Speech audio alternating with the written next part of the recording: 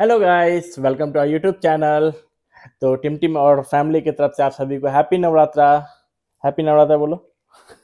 इसको कोई मतलब नहीं है, कुर्ता पहना दो, खाना दे दो, हो गया। तो गाइस, आप सब ने, बहुत सारे लोगों ने कमेंट किया था और डिमांड किया था कि हम आपके लिए एक ऐसा वीडियो लेके आए जिसमें हम शिजू ब्रीड के बारे में बात करें, उसके बिहेवियर के बारे में बात करें, monthly expenses, cost, etcetera etcetera. तो फाइनली हम लोगों ने डिसाइड किया कि आज हम आपके लिए वो वीडियो लेकर के आएंगे। तो बिना स्किप किए वीडियो के लास्ट तक बने रहिए, क्योंकि आगे हम आपसे शेयर करने वाले हैं शिजू ब्रीड के बारे में कुछ इंपॉर्टेंट डिटेल्स, लाइक उसके कॉस्ट क्या हैं, उसके फूड क्या क्या आप दे सकते हैं, उसके मंथली एक्सपेंसेस क्या होते हैं, ग्रूमिंग कितने एक्सपेंसेस हो सकते हैं, ये सारे डिटेल हम आपसे आगे शेयर करने वाले हैं।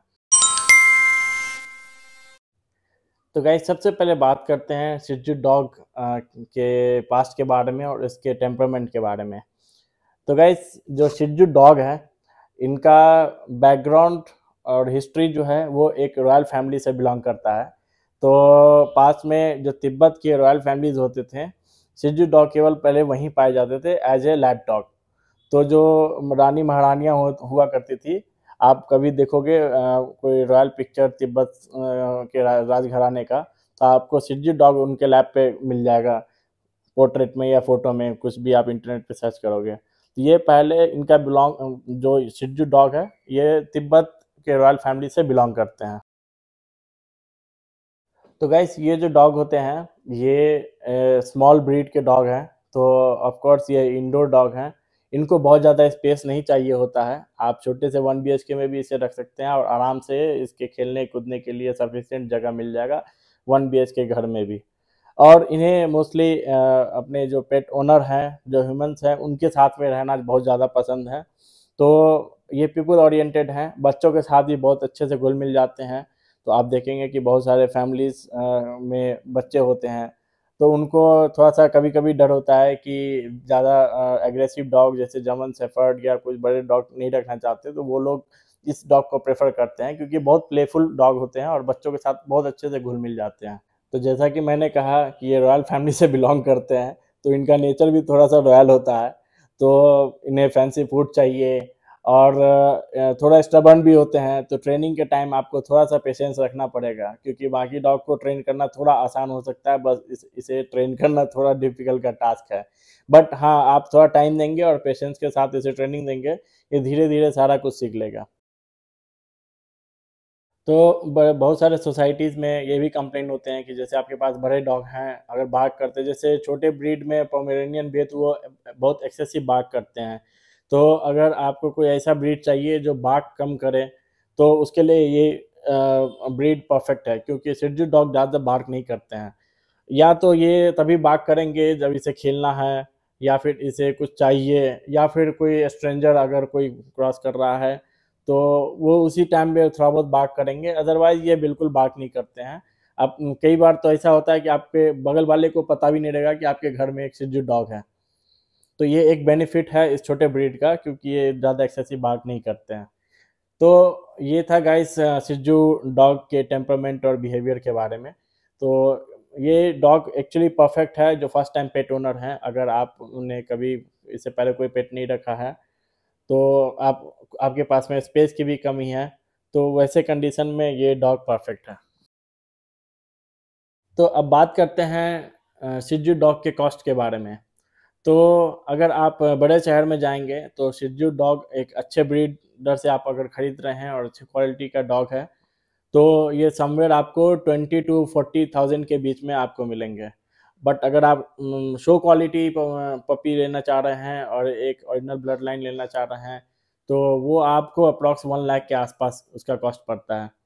तो आपको बहुत सारे जगह आप 10,000, 15,000, 12,000 में भी शिज़ू डॉग ब्रीड देने के लिए बहुत सारे लोग रेडी रहते हैं। तो मेक श्योर कि आप उसके पेरेंट, जो डॉग के पेरेंट हैं, आप उससे उसे देखो, उसका हेल्थ कंडीशन जानो, उसकी हिस्ट्री के बारे में जानो, तभी आप पपी खरीदो। क्योंकि नॉर्मली क्या होता है, बहुत सारे ब्रीडर फ्रीक्वेंटली ब्रीड करते हैं, जिससे मदर डॉग बहुत वीक हो जाती है, या फिर उसे किसी तरह का हेल्थ कंडीशन रहता है, वो सारे फिर कैरी फॉरवर्ड होते हैं पपीज़ में।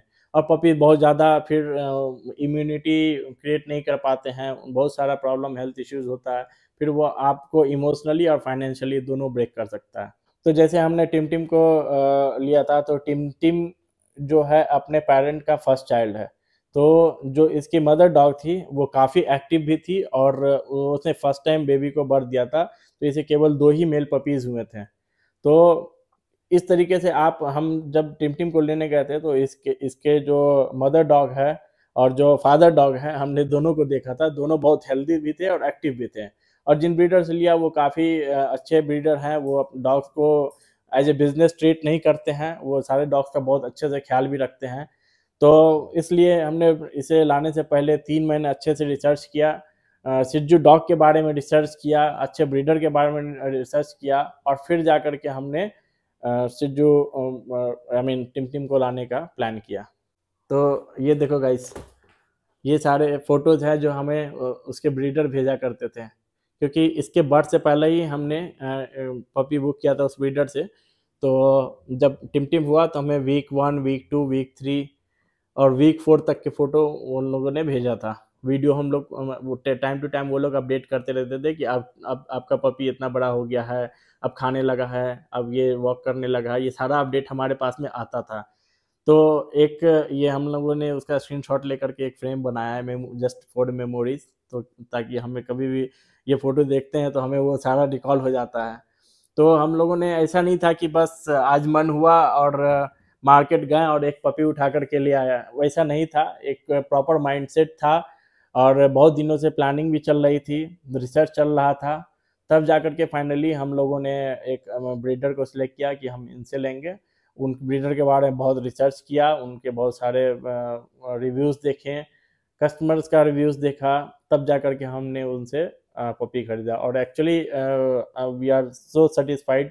काफ़ी अच्छे पपी को उन लोगों ने हमें दिया है और टच वुड बहुत ज़्यादा टिम टिम क्या बोलूँ मैं, मतलब हेल्दी तो है ही, एक्टिव भी है बचपन से ही, बट बहुत ज़्यादा समझदार भी है और अभी तक विद गॉड ग्रेस कोई ऐसा कोई इश्यूज़ नहीं हुआ है। देखो सो भी गया ये। तो गाइस अब बात करते हैं शिज़ू ब्रीड के फूड और डाइट के बारे में, जो कि बहुत ज़्यादा इंपॉर्टेंट है और इस पे आपके पपी का ग्रोथ और हेल्थ सारा डिपेंड करता है। तो गाइस सबसे पहले तो जब आप पपी को लेकर के आते हैं, वो हार्डली 2 मंथ का होता है, तो उस टाइम में उसे केवल हाई क्वालिटी पपी फूड ही दें। तो हाई क्वालिटी पपी फूड वो ड्राई फ्रूट आता है, उनको आप पानी में गर्म पानी में सोख करके उसका पेस्ट बना कर के दे सकते हैं, क्योंकि उस समय में टीथ वगैरह उतना नहीं हुआ रहता है, तो उससे डाइजेशन में प्रॉब्लम होता है। तो जैसे-जैसे उसके टीथ आना शुरू होंगे, तब आप उसे सिर्फ़ सोक्ड किबल्स दे सकते हैं।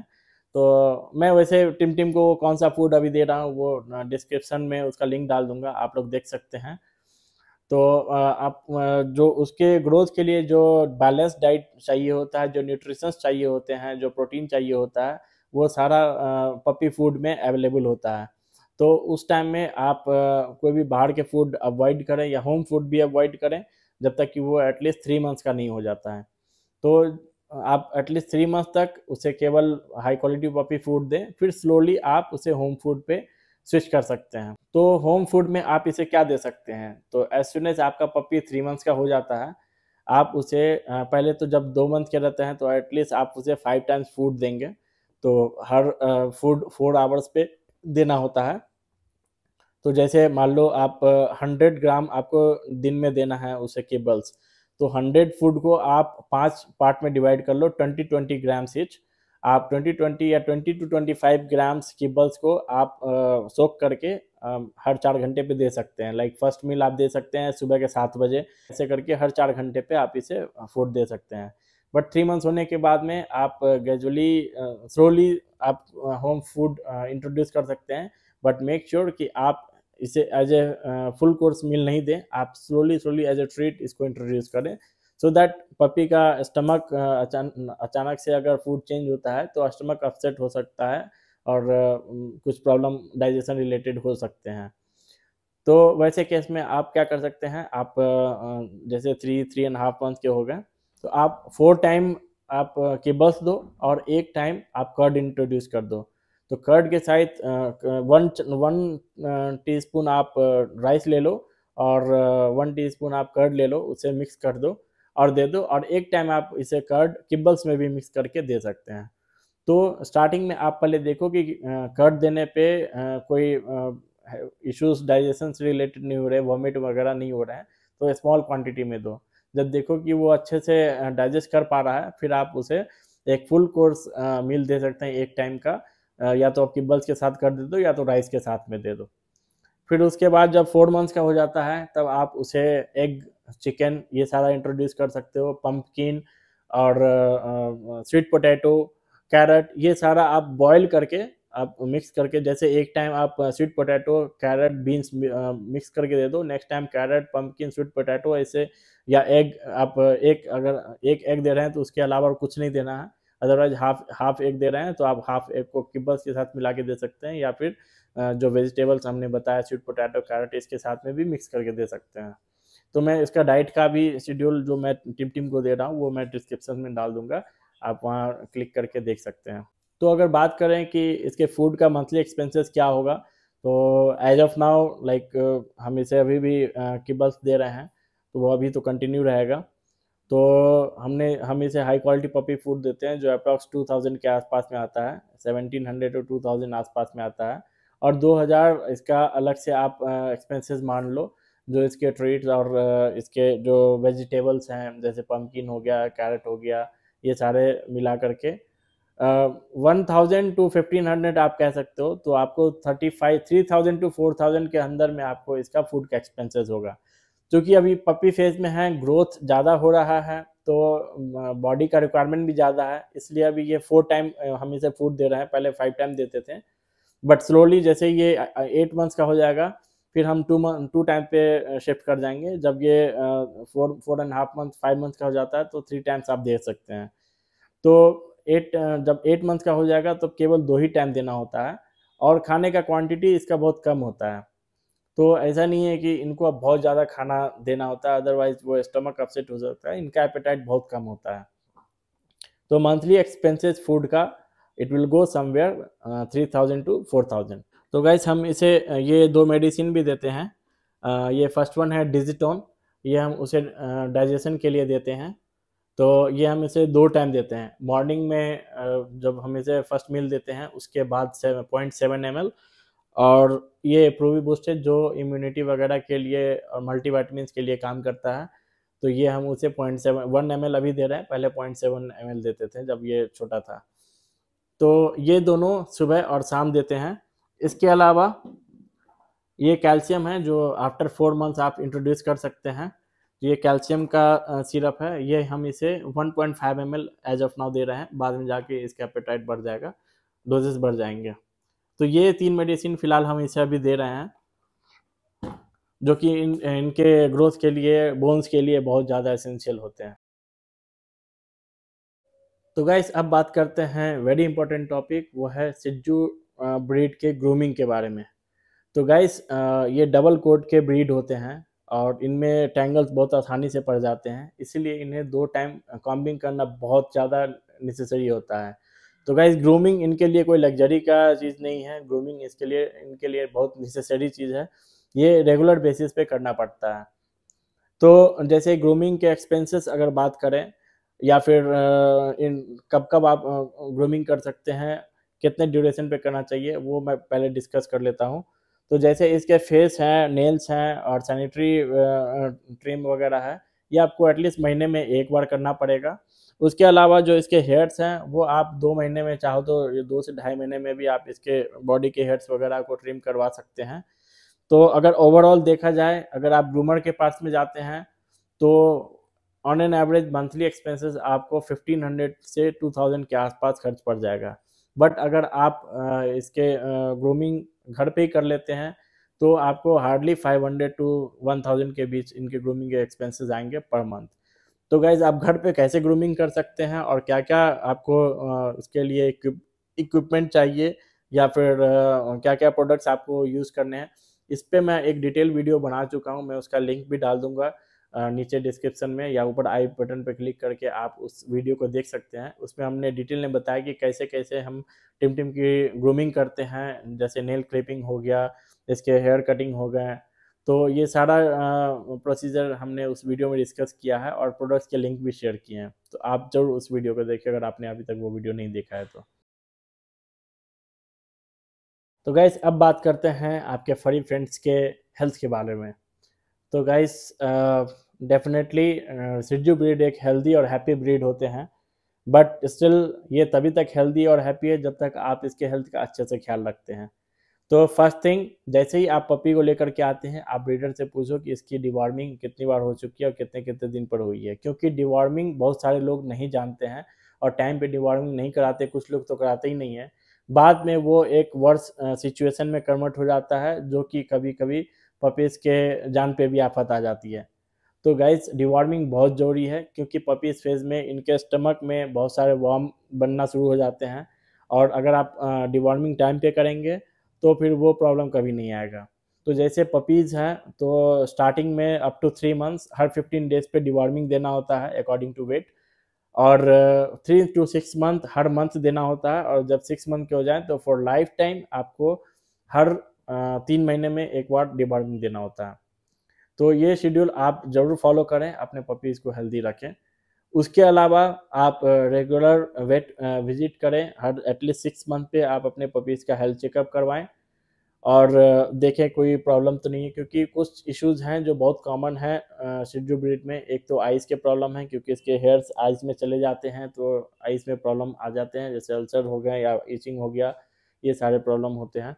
उसके अलावा इनके फ्लैट नोज़ हैं, तो फ्लैट फेस हैं, तो जिसके कारण ब्रीथिंग का इश्यूज़ भी हो जाता है।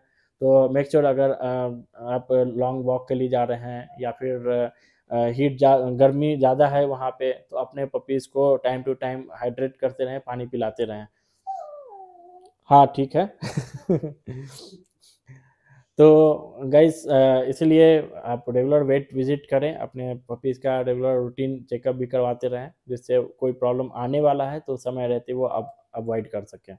तो अगर monthly weight sorry age an average अगर बात करें, क्या हुआ टिम टिम? बच्चों का आवाज़ आ रहा है बाहर से कि तो वेट के एक्सपेंसेस अगर ले ले तो ओवरऑल 1000 to 1500 आपके वेट के एक्सपेंसेस आएंगे। तो गाइस बात करें ओवरऑल मंथली एक्सपेंसेस की, तो एक क्विक कैलकुलेशन कर लेते हैं। तो फूड के एक्सपेंसेस आपके हो जाएंगे 2000 to 3000, ग्रूमिंग 500 to 1000 अगर आप घर पे करते हैं, अगर ग्रूमर के पास जाते हैं तो अप टू 3000 भी जा सकता है कॉस्ट। वेट के खर्चा मान लीजिए 100 to 1500, और टॉयज एंड ट्रीट्स के मान लें तो अप टू 500 to 1000। तो ये टोटल एक्सपेंसेस आपको अराउंड 4000 to 5000 भी जा सकता है। बाकी उसके ऊपर हर इंडिविजुअल पे डिपेंड भी करता है। अगर हमारी माने तो हम लोगों ने अभी तक इसके लिए इतना सामान ले लिया है, अगर उसका मंथली एवरेज निकालने जाए तो बहुत ज़्यादा हो जाता है। तो अब आते हैं, ये था सारा टॉपिक, ये था सारा डिस्कशन की शिजू डॉग के बारे में।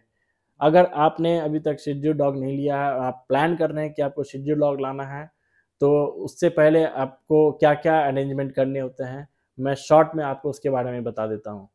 तो गाइज कुछ इम्पोर्टेंट अरेंजमेंट आपको करने होते हैं बिफोर गेटिंग शिजू पपी।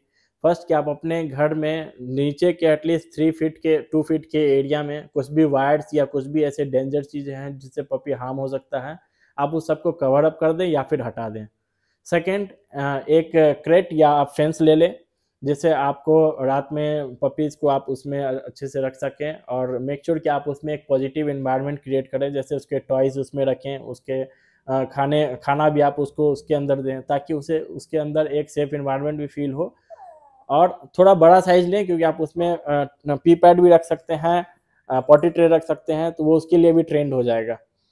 तो ये सारे अरेंजमेंट कुछ सॉफ्ट टॉयज़ ले लें उसके, ताकि वो उससे, क्योंकि पपीज़ को टॉयज़ बहुत पसंद होते हैं, खेलते हैं। डेफिनेटली इंसान के बच्चों को भी टॉयज़ पसंद होते हैं, वैसे ही इनको भी पसंद होते हैं। तो उन जब भी उनसे बोर्ड फील होता है तो वो खेलते हैं। बट गाइस ये लोग बहुत पिकी होते हैं, एक ही बार में सारा कुछ नहीं दें, आप धीरे धीरे इंट्रोड्यूस करें, वो तुरंत एक चीज से बोर हो जाएंगे फिर दूसरे पे जंप करेंगे। मेरा गुड्डू बुट्टू अरे मेरा गुड्डू बुट्टू, आजा आजा मेरा बच्चा आजा। तो गाइस कुछ लोगों ने पूछा था कि टिम टिम के बाल भी झड़ते हैं। तो गाइस इसके बाल बहुत ज़्यादा, देखो मैं तब से इसे गोद में रखा हूँ, एक भी मेरे बॉडी पे हेयर्स नहीं है। अगर आप इसे रेगुलर कॉम्बिंग करते हैं सुबह शाम तो जो भी डैमेज्ड हेयर होंगे वो निकल जाएंगे। बट अगर आप कॉम्बिंग नहीं करेंगे तो फिर शेडिंग होंगे, जो इनके डैमेज बाल होते हैं वो अपने आप फिर झड़ना शुरू हो जाएंगे, आपको जहाँ तहाँ घर में बाल नजर आएगा। तो अगर आप 2 टाइम अच्छे से कॉम्बिंग करते हैं तो ये हेयर फॉल का प्रॉब्लम आपको नहीं दिखेगा आपके पपीज में। प्लस आपको बैलेंस डाइट देना बहुत ज़रूरी है, क्योंकि बैलेंस डाइट से इनके फर भी मेंटेन होते हैं, इनको प्रोटीन का जो रिक्वायरमेंट है, विटामिन का जो रिक्वायरमेंट है वो फुलफिल होना चाहिए। मैं एक इम्पॉर्टेंट टॉपिक इसमें मिस कर दिया हूँ जो मैं अभी आपको बता देता हूँ। तो टिम टिम को हम लोग हर 2 वीक से बात देते हैं, क्योंकि मैंने इंस्टाग्राम पे जब पोस्ट किया था तो कुछ लोगों ने कमेंट किया था कि वो हर 2 दिन पे अपने पपीज़ को बात दे देते हैं। गाइज़ ये बहुत गलत है। चाहे कितना भी आप हॉट वेदर में रह रहे हैं, कितना भी गर्मी क्यों ना हो, आप पेट वाइप का यूज़ करें, आप ड्राई शैम्पू का यूज़ करें इसे क्लीन करने के लिए, बट बाथ फ्रिक्वेंटली ना दें। मिनिमम 2 वीक्स का गैप होना चाहिए 2 बाथ के बीच में। उससे क्या होगा, आप फ्रिक्वेंट बाथ देंगे तो जो इनके स्किन है वो ड्राई हो जाएंगे, उनके स्किन पर जो ऑयल होता है वो ड्राई हो जाएगा, जिसके कारण इसे स्किन इन्फेक्शन होना शुरू हो जाएगा, हेयर फॉल होना शुरू हो जाएगा और बहुत सारे प्रॉब्लम शुरू हो जाते हैं स्किन से रिलेटेड। तो बाथ देने के लिए मिनिमम 2 वीक का गैप रखें। 14 टू 15 डेज पे आप बात दे सकते हैं, दैट मीन्स कि मंथ में 2 बार बात देना है। बहुत ऐसा वर्स्ट सिनेरियो है कि बहुत गंदा हो गया हो किसी रीजन से और पेट वाइप से ड्राई शैम्पू से नहीं क्लीन हो सकता है, तब आप मैक्सिमम 3 टाइम्स दे सकते हैं, एटलीस्ट 10 डेज का डिफरेंस होना चाहिए। तो गाइस ये था कुछ इंपॉर्टेंट इन्फॉर्मेशन शिजू ब्रीड से रिलेटेड। आप लोग कमेंट में बताइएगा आपको अगर ये वीडियो हेल्पफुल लगी और कुछ और इन्फॉर्मेशन आपको चाहिए शिजू ब्रीड से रिलेटेड। हम लोग कोशिश करेंगे जितनी जल्दी हो सके आपके कमेंट का रिप्लाई करें, और इफ़ नेसेसरी हम उस पर एक वीडियो भी बनाएंगे आपके लिए। तो गाइस इस वीडियो को यहीं एंड करते हैं, मिलते हैं आपसे अगले ब्लॉग में। तब तक के लिए आप सभी को happy Navratra once again and bye bye. Tim Tim से बाय बाय। अब टिम टिम के खाने का टाइम हो गया गाइस इसलिए ये हल्ला कर रहा है। तो चलो बाय बाय। अगर आपको वीडियो अच्छी लगी हो तो वीडियो को लाइक करें, चैनल को सब्सक्राइब करें और अपने फ्रेंड्स एंड फैमिली के साथ शेयर करें। Bye bye.